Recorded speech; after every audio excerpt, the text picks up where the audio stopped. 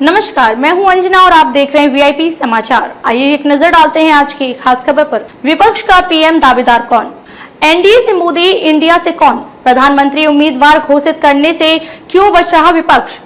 विपक्ष ने बेंगलुरु की बैठक के बाद बीजेपी के नेतृत्व वाले एनडीए के जवाब में नया गठबंधन बनाने का ऐलान कर दिया। लेकिन प्रधानमंत्री पद के लिए नरेंद्र मोदी के मुकाबले कौन उम्मीदवार होगा, इसे लेकर पत्ते नहीं खुले हैं। विपक्ष पीएम कैंडिडेट घोषित करने से परहेज क्यों कर रहा है? क्या है रणनीति? 2024 के चुनाव की सियासी पेच तैयार हो चुकी है और टीमें भी भारतीय जनता पार्टी यानी बीजेपी के नेतृत्व वाला सत्ताधारी राष्ट्रीय जनतांत्रिक गठबंधन यानी एनडीए जीत की हैट्रिक लगाने के लिए एकजुट है। तो विपक्ष भी एनडीए का मुकाबला करने के लिए इंडिया नाम से नए गठबंधन के साथ तैयार है। इंडिया यानी Indian national development inclusive alliance NDA में जहां 38 दल हैं, तो वहीं विपक्षी गठबंधन में अभी 26 पार्टियां। विपक्ष के गठबंधन की तस्वीर साफ हो रही है, लेकिन नेतृत्व को लेकर सवाल कायम है। एनडीए का चेहरा प्रधानमंत्री नरेंद्र मोदी ही होंगे। दूसरी तरफ बेंगलुरु बैठक के बाद प्रेस कॉन्फ्रेंस में ये सवाल पूछा गया कि विपक्षी गठबंधन का चेहरा कौन होगा, गठबंधन का नेतृत्व कौन करेगा। बैठक की अध्यक्षता करने वाले कांग्रेस अध्यक्ष मल्लिकार्जुन खड़गे ने इसके जवाब में कहा कि कोऑर्डिनेशन कमेटी बनाई जाएगी। इसमें 11 सदस्य होंगे, संयोजक और सह संयोजक भी बनाए जाएंगे, जो सभी घटक दलों में समन्वय स्थापित करने का काम करेंगे।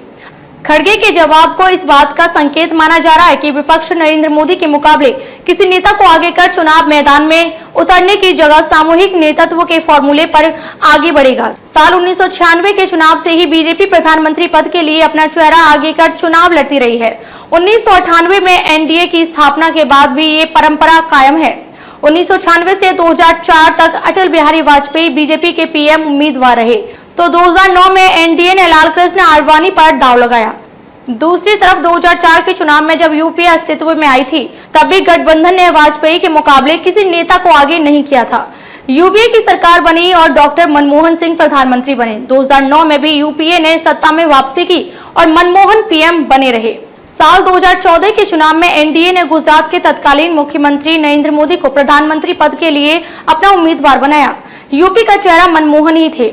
एनडीए को जीत मिली। 2019 के चुनाव में भी विपक्ष ने किसी भी नेता को पीएम कैंडिडेट के रूप में प्रोजेक्ट नहीं किया। हालांकि कांग्रेस के तत्कालीन अध्यक्ष राहुल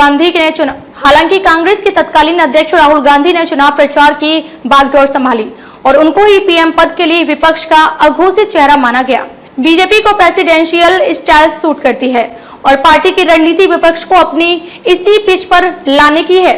बीजेपी चाहती है कि विपक्ष चेहरा घोषित कर दे। इससे चुनाव पीएम मोदी और उस नेता के बीच का बन जाएगा। दूसरी तरफ विपक्ष 2024 की लड़ाई को एनडीए बनाम इंडिया बनाना चाहता है। खबरों में अब तक के लिए बस इतना ही। फिर होगी आपसे मुलाकात कुछ ऐसी ही खास खबर के साथ। तब तक के लिए नमस्कार और देखते रहिए वीआईपी समाचार।